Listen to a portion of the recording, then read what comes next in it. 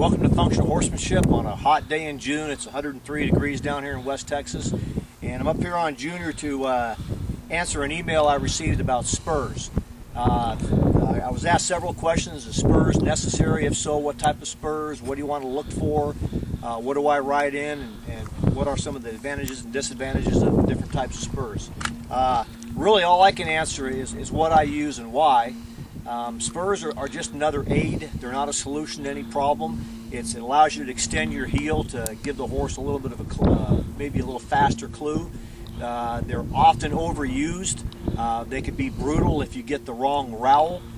The parts to a spur that you have to consider is the band, which goes around your heel, the shank, and the actual rowel itself.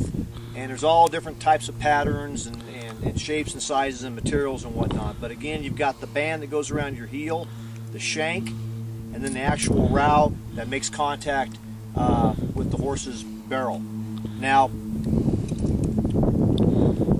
some horses, you know, if you bring them up correctly, you may not need to ride them with a spur. I ride with spurs because if I need that horse to move quickly, I want an instantaneous response. Again, but I'm not gouging. I'm not putting my feet on them like this and digging my spurs into them. All it is an extension of my heel.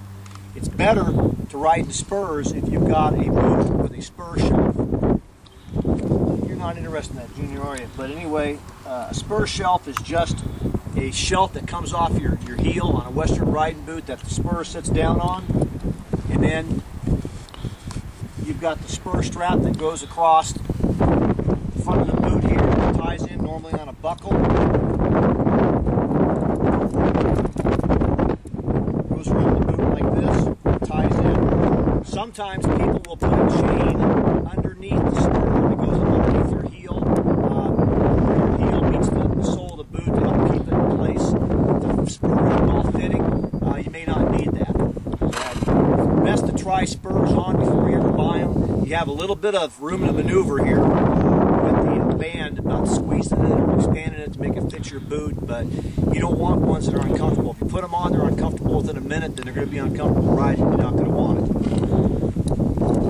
The shank length is pretty important. I've got two different types of spurs here, and as I put the bands together, you can see that one has a longer shank than the other. I prefer kind of a shorter shank.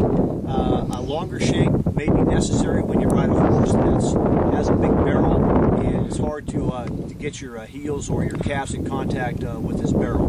But again, all spurs are going to be used for is making contact with the horse's barrel.